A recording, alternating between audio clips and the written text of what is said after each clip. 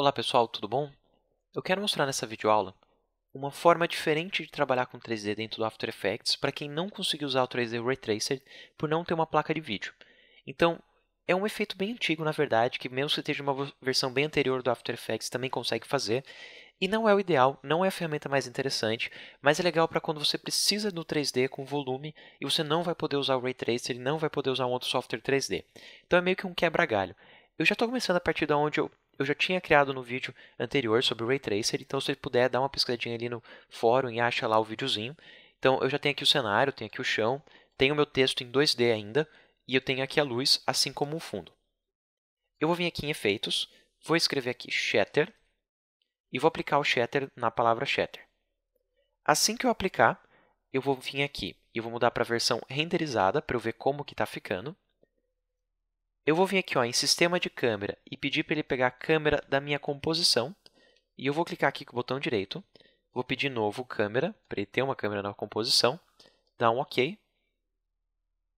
E daí eu vou clicar aqui na tecla C e girar aqui a câmera um pouquinho.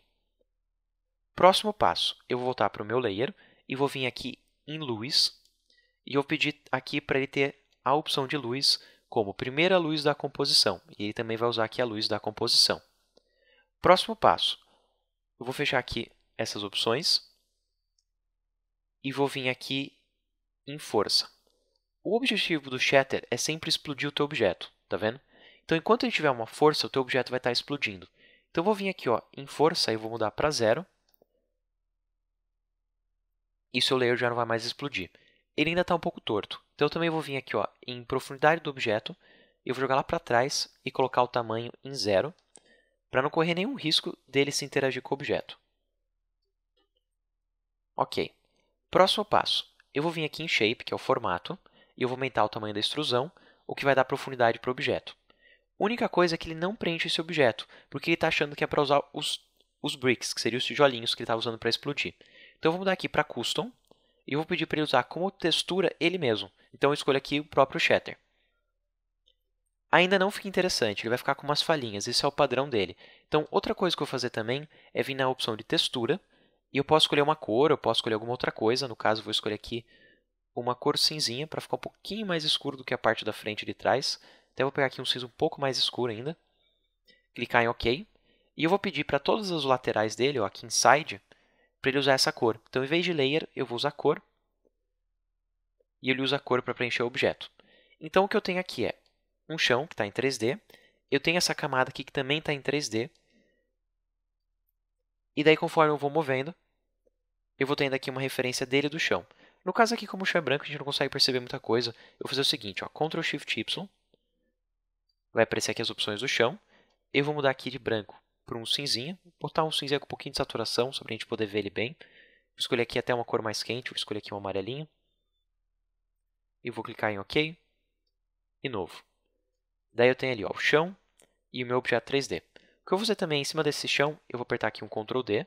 Em cima eu vou apertar Ctrl Shift Y, para revelar as opções desse novo sólido. Então, vou selecionar e Ctrl Shift Y.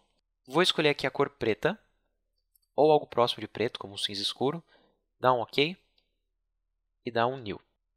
Nesse objeto de cima, eu vou aplicar aqui uma máscara.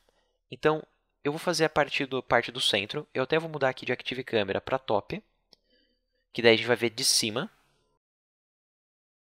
E eu vou criar uma máscara nesse tamanho aqui assim. Vou clicar aqui na tecla M duas vezes e vou dar uma difusão nessa máscara usando aqui a opção Feather. E daí eu volto aqui para Active Camera, para eu voltar para a câmera ativa, e daí a gente consegue já ver ali o resultado final. Aí o que eu tenho aqui é o chão, a sombra e meu texto 3D. A diferença dessa opção aqui para o Ray Tracer é, você não vai ter chanfro, e você não tem uma boa relação entre esse objeto e outros 3Ds. Se eu, por exemplo, eu virar aqui a câmera totalmente e eu até vir para baixo, o texto sempre fica na frente. Porque esse texto, na verdade, ele é um objeto 2D com um plugin que simula 3D. Então, a relação de ordem dele não é uma relação 3D de verdade. Então, até se eu mudar aqui o chão para cima da camada, ele vai literalmente ficar em cima da minha camada. Então você tem que tomar cuidado com os movimentos de câmeras. Ele não é tão completo quanto o Ray Tracer 3D, assim como também não recebe reflexo, transparência e índice de OF. Bom, espero que tenha sido útil para vocês. Grande abraço!